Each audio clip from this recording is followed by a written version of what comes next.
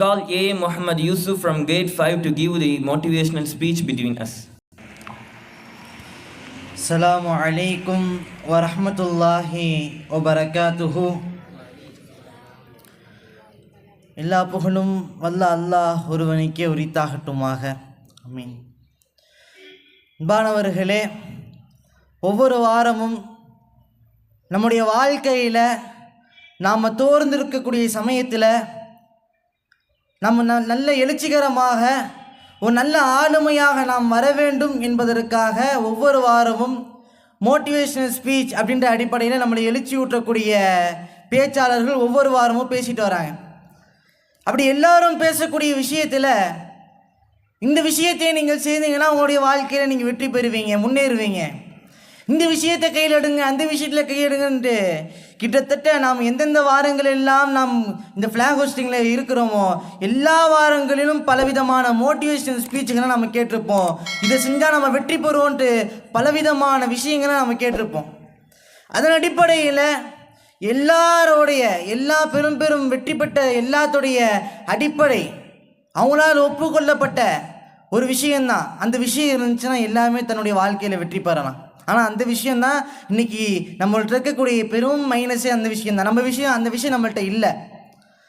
அன்பானவர்களே, ஒருத்தரிடத்துல பொறுமை அப்படின்னு ஒன்று இருந்துச்சுன்னா அவருடைய வாழ்க்கையில் வெற்றி பெற்றலாம். வாழ்க்கையில் வெற்றி பெறதுக்காண்டி பல விஷயங்களை அவர் முன்னெடுப்பான். ஆனால் ஃபஸ்ட்டு தாட்டி என்றைக்குமே யாருக்கு கரெக்டாக வந்துடாது. தாமஸ் ஆல்வா எடிசன் பல்பை கண்டுபிடிச்சோன்னு சொல்கிறோம், ஆனால் அவர் எடுத்தவனே கண்டுபிடிக்கல. மாறாக 1000 முறை அவர் பயிற்சி செஞ்சார், 1000 முறை தோர்த்து போனார், 1001வது தடவை ஜெயிச்சார். அதுபோன்று தான் மார்ட்டின் லூதர் கிங் பல்வேறு போராட்டங்களும் ஆர்ப்பாட்டங்களும் பல சிறைச்சாலையும் கண்ட பிறகு தான் அவருடைய வாழ்க்கையில் வெற்றி பெற்றார். அடிமைப்பட்டிருந்த சமூகத்தை விடுவித்து கொடுத்தார். ஏன் நம்ம இந்தியாவில் எடுத்துக்கோமே, காந்தி இருக்கிறாரு, காந்தி எடுத்தவனே நம்முடைய இந்தியாவுக்கு சுதந்திரம் பெற்று தந்தாரா? பல்வேறு விதமான ஆர்ப்பாட்டங்கள், போராட்டங்கள், உண்ணாவிரதம், சிறைச்சாலைகள் கண்ட பிறகுதானே இந்த இந்தியாவை அவர் விடுதலை பெற்று தந்தார். அதே போன்று தான் ஒரு தடவை தோத்துட்டாருன்னா விட்டுச்சே நம்ம தோத்துட்டோமேனு விட்டு போயிருந்தா இன்னைக்கு இந்தியா சுதந்திர நாடாக இருக்குமா? அன்னைக்கு மார்ட்டின் லூதர் கிங் நம்ம ஒரு தாட்டி ஜெயிலுக்கு போயிட்டோமே, தோத்துட்டோமேன்ட்டு அன்னைக்கு அவருடைய போராட்டங்களையும் ஆர்ப்பாட்டத்தையும் விட்டுருந்தாங்கன்னா இன்னைக்கு அந்த கருப்பின மக்கள் விடுதலை பெற்றிருப்பாங்களா? அன்பானவர்களே, அதே போன்று தான் தாமஸ் ஆல்வா எடிசன் ஒரு தாட்டி தோந்துருச்சு, 10 தாட்டி தோற்று போச்சு, 100 தாட்டி நம்ம தோற்று போயிட்டோம். இதுக்கு மீறி வாய்ப்பே இல்லைன்னு அவர் விட்டு இருந்தாருன்னா அன்பானவர்களே இன்னைக்கு நம்மளுக்கு முன்னாடி அந்த பல்ப் எரிஞ்சிட்டு இருக்குமா? இன்னைக்கு நம்ம வெளிச்சத்தில் இருந்துட்டு இருப்போமா? அன்பானவர்களே, கொஞ்சம் யோசிச்சு பாருங்க. எந்த ஒரு விஷயத்தை செய்தாலும் தோல்வி வரத்தான் செய்யும். எந்த ஒரு விஷயத்தை நம்ம எடுத்தாலும் தோல்வின்றது நம்ம அடையாமல் நம்மளால் வாழ்க்கையில் வெற்றி பெற முடியாது. ஆனால் அந்த தோல்வியிலும் நாம் பொறுமையை கடைபிடித்து நம்முடைய வாழ்க்கையில் நாம் வெற்றி பெற வேண்டும். அன்பானவர்களே, ஒரு சின்ன கதையை மட்டும் சொல்கிறேன். ஒரு ராஜா ஒரு காட்டுக்குள்ளே நடந்து போயிட்டுருக்கிறார். ஒரு வேட்டைக்காண்டிக்கா ராஜா போகிற தனியாக.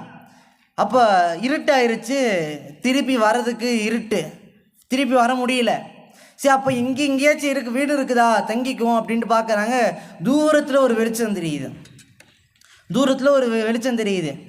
அப்போ இவர் போகிறாரு, சரி இந்த வெளிச்சம் என்ன தான் இருக்குன்னு போய் பார்த்துருவோம் அப்படின்ட்டு அந்த வெளிச்சம் இருக்க சைடு போனால் ஒரு குடிசை வீடு. அந்த வீட்டில் ஒரு விளக்கு நினைச்சிட்ருக்கு. அந்த விளக்கை பார்த்து தான் வந்திருக்கிறார். அப்போ அந்த குடிசை வீட்டுக்கு போனவொடனே ஒரு வயசான கிழவி இருக்குது. அப்போ அந்த கிழவி நினச்சிக்கிச்சு, பார்க்க ஒரு சிப்பாய் உடையில் இருக்கிறாரு, ஒரு சிப்பாய் வந்திருப்பார் போல இருக்குது. வந்த ராஜான்னு தெரில, ஒரு சிப்பாய் வந்திருக்கிறான்னு நினச்சிக்கிட்டாரு. சரி, பாவம் நடுவு காட்டில் மாட்டிக்கிட்டாரு, வெளிச்சம் இல்லை. சரி வாங்க இது பண்ணுங்க, கொஞ்சம் ரெஸ்ட் எடுங்க அப்படின்ட்டு பாய் விரிச்சு இதை படுங்க அப்படின்னு சொல்லிட்டு படுக்க போயிடுறாங்க. அப்போ படுக்க போயிட்டு கொஞ்ச நேரம் கழித்து சாப்பாடை கொண்டு வராங்க. நல்லா சுட சுட சாப்பாடை கொண்டு வந்து அந்த ராஜா முன்னாடி வைக்கிறாங்க. ராஜா சாப்பிட்லாம் அப்படின்ட்டு அவசரப்பட்டு நடுவில் அப்படியே கை விட்டாங்க சூடான உணவில். இப்போ கையை விட்ட உடனே சூடில் அப்படியே அந்த எடுத்து கையில் இருக்க சோறும் உதிர்ந்துருச்சு. அவருடைய கையும் சுட்டு போச்சு. கை சூடுலாம் அப்படி உதறினாலும் சோறுனா அந்த பருக்கையெல்லாம் தெரிச்சிருச்சு. அப்போ அந்த வயசான மூதாட்டி சொல்லிச்சான், நீங்கள் நம்மளுடைய ராஜா மாதிரி, நம்ம நாட்டு ராஜா மாதிரி கொஞ்சம் பொறுமை இல்லாமல் இருக்கிறியே, அவசர பிடிக்கையாக இருக்கிறேன்னு சொல்கிறேன். அப்போ ராஜா முன்னாடி சொல்லிட்டார், ராஜான்னு வெளிக்காட்டிக்கல.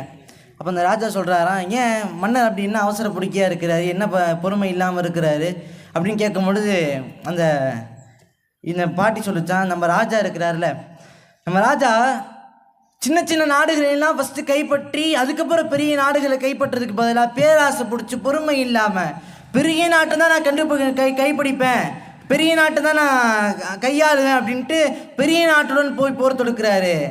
அதனால் நீ எப்படி அந்த நடுவில் சாப்பாடு கையில் எடுத்தியோ அப்படி எடுக்கும் பொழுது உன் கையில் இருந்த அந்த பருக்குங்கள்லாம் பறந்து வேஸ்ட்டாக போதும். அதே மாதிரி தான் பெரிய இடத்துல நான் கை விடுச்சு அங்கே நான் போர் புரிவேன் போய் நம்மளுடைய சிப்பாய்களை ஏகப்பட்ட பேர் இழந்திருக்கிறாங்க.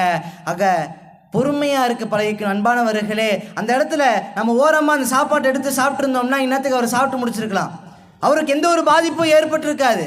ஆனால் அவருடைய அந்த அவசரத்தன்மையினால் பொறுமையின்மையின் காரணமாக அந்த நடு சாப்பாட்டில் அவர் கை வச்சார், சாப்பாடு வேஸ்ட்டாக போச்சு, அவர் கை சுட்டு போச்சு. அன்பானவர்களே, நம்முடைய வாழ்க்கையில் நம்ம எந்த அளவுக்கு எல்லா விஷயங்களிலும் பொறுமையாக இருக்கின்றோமோ அந்த அளவுக்கு நம்முடைய வாழ்க்கையில் உயர்ந்த படித்தரத்துக்கு போகலாம். ஆக அன்பானவர்களே, நம்முடைய வாழ்க்கையில் எல்லா சூழ்நிலைகளிலும் பொறுமையுடன் இருக்கக்கூடிய நசீபை தந்தரல் புரிவானாக.